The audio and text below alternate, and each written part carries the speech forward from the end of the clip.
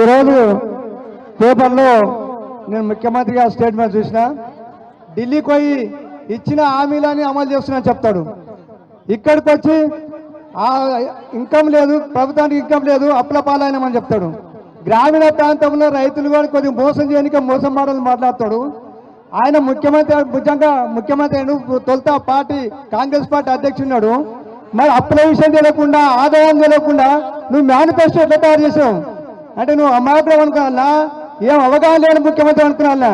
Manifesto తయారు చేసినప్పుడు రాష్ట్రానికి వచ్చిన ఆదాయం ఎంత, అప్పులు అంతా తీసుకున్నాలే కదా. కేసీఆర్ గారు అప్పులు తెచ్చుడు, FRBM షరతులకు లోబడి అన్ని రాష్ట్రాల కన్నా తక్కువ అప్పులు తెచ్చి కాళేశ్వరం కానీ, కరెంటు కానీ, మనకు మిషన్ తాగితే కానీ, చెల్లు కానీ తానికే నీళ్ళు ఇచ్చుడు. అదే మన ఒకటే విషయం, మన ప్రాంత విషయం, పాలమూరు రంగారెడ్డి ఎత్తిపోతల పథకము 6 రిజర్వాయర్లు ఉంటే 5 కంప్లీట్ అయినా, ఒక సర్వే అయిపోయినా కొల్లాపూర్ పోయినాడు కొంతమంది చూసుడు 5 రిజర్వాయర్లు అయినాయి. ఇంకొకటి 1 లక్ష రూపాయలు ఉన్నది. అవి ముఖ్యంగా మీ షాబాద్ మండలంలో ఎక్కువ మా కోదండపూర్ ఉన్న రిజర్వాయర్ నుంచే కాళేశ్వరికి నీళ్ళు వస్తాయి. ఆ కార్యక్రమం చేసాడు. నేను కొన్ని విషయాలు చెప్తా. ఆ కేసీఆర్ గారిని ఇప్పుడు మేడం ఇప్పుడు అమ్మ అన్నప్పుడు కేసీఆర్కే ఓటేస్తామని కారణం ఏంటంటే రైతు, నేను అన్ని విషయాలు పక్కన పెద్ద మనుషులు మాట్లాడతారు, నేను రైతు విషయాల్లో మాట్లాడతాను. కేసీఆర్ రాకముందు కాంగ్రెస్ ప్రభుత్వంలో, గత కాంగ్రెస్ ప్రభుత్వంలో రైతుల బాధ్యత తెలుసుగా అందరికీ. కరెంటు లేక ఎంత ఇబ్బంది పడ్డాము, మోటార్లు కాలిపోయి, స్టార్టర్లు కాలిపోయి, సేన్లు ఎండిపోయి, కనీసం ఎరువుసాల్లో కొద్దిగా పరిస్థితి ఉండేది. అప్పుడు దాన్ని కేసీఆర్ ఎంత పైకి రైతులు ఎంత పైకి తెచ్చిందో మీరు అర్థం చేసుకోవాలి. ప్రపంచంలో, భారతదేశంలోనూ చాలా మంది రైతే రాజు, రైతు వేసిన రాజ్యం, ఎత్తేసిన వ్యవసాయం ముందు చెప్తారు. కానీ రైతు అనే మాట్లాడటానికి ఎవరికన్నా ఇట్లా రైతు పెట్టుబడులకు ఆర్థిక సహాయం చేయాలని ఏ రాష్ట్రంలో ఎవరైనా ఇచ్చినా. కాబట్టి కేసీఆర్ గారు తొలుత ఆలోచన చేసి రైతుకు కావచ్చు ముఖ్యంగా 3: కరెంటు, నీళ్లు, పెట్టుబడి. కరెంటు ఇచ్చిండు, 24 గంటల కరెంటు. అదేవిధంగా పెట్టుబడికి ఇచ్చుడు, రైతు చచ్చిపోతే రైతు బీమా ఇచ్చుడు.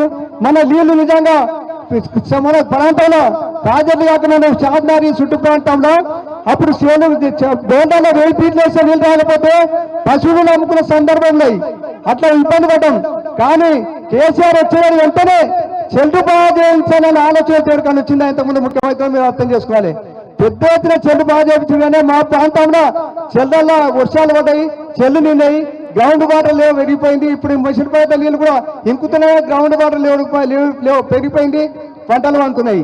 కానీ వాళ్ళు ఏమంటారు, మేము వచ్చినాక పంట పండించిన పంట ఒడ్లు ఎక్కువన్నారు.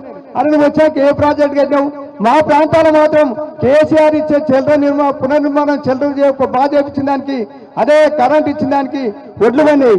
కేసీఆర్ నిజంగానే మన రైతులు ఎంత అభివృద్ధి చెందంటే, మన తాన ఎవరో భూముల ధర ఎట్లుండే 1,00,000, 2,00,000 రూపాయలు మహా కష్టం ఉండే. కేసీఆర్ వచ్చిన తర్వాత కోట్లకు వచ్చింది ఇప్పుడు విలువ. ఇప్పుడు మళ్ళీ ఈ ప్రభుత్వం వచ్చినాక అది కూడా పోయింది. వెనకటికి భూములుంటే పిల్లలు ఇచ్చేది, ఇప్పుడు భూములుంటే పిల్లలు ఇచ్చే పరిస్థితి వచ్చిండు కేసీఆర్. కాబట్టి ఇన్ని మంచి పనులు చేసిండు, కరెంట్ ఇచ్చిండు, నీళ్ళు ఇచ్చిండు, అదేవిధంగా పెట్టుబడి ఇచ్చిండు. రైతు చచ్చిపోతే రైతు బీమా ఎంత మంచి కార్యక్రమం మీరు అర్థం చేసుకోలే. అటువంటి మంచి కార్యక్రమాలు చేసిండు. కానీ ఇప్పుడు వచ్చే ముఖ్యమంత్రి ఏదైనా వచ్చి కేసీఆర్ గారిని ఎక్కిస్తా అని రైతు భరోసా అంటే రైతు బంధు అనేది మన భరోసా అంటున్నాడు. ఎకరాకు పంటకు 7,000, 15,000 ఇస్తాడు. ఇప్పుడు తగ్గించాడు, 12,000 చేసాడు. మరి ఇస్తాడో ఇలా అది కూడా తెలియదు. ఇంకెన్ని కొర్రీలు పెడతాడో అడుగు. సాగు భూమి అంటే ఎన్నో రకాలు అంటున్నాడు. అదేవిధంగా రైతు అది రైతు భరోసా అన్నాడు. ఇప్పుడు భరోసా ఎంత వస్తుందో తెలియదు. అదేవిధంగా రైతుకు కావాల్సి మన పంటలు పండిస్తే మొన్న పంటలు కొనుక్కునే దిక్కు లేదు. కేసీఆర్ ఉన్నప్పుడు సింగిల్ విండో ద్వారా ప్రతి గింజ ఇచ్చేది, ప్రతి గింజ కొని వాళ్ళకి డబ్బులు ఇచ్చేది. ఈయన తొలుతనే వచ్చినప్పుడు అన్నోట్లకు 500 బోనస్ ఇస్తాడు.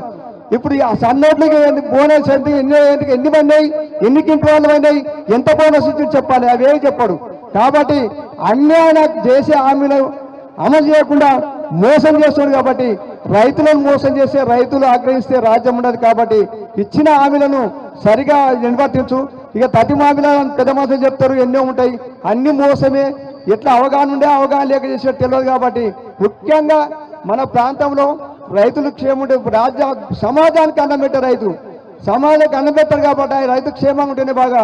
నువ్వు ఎన్ని హామీలుగా ముఖ్యంగా రైతులకు ఇచ్చేది తప్పకుండా అమలు చేయాలని డిమాండ్ చేస్తూ ఇచ్చిన అవకాశానికి ధన్యవాదాలు సెలవు తీసుకున్నాను.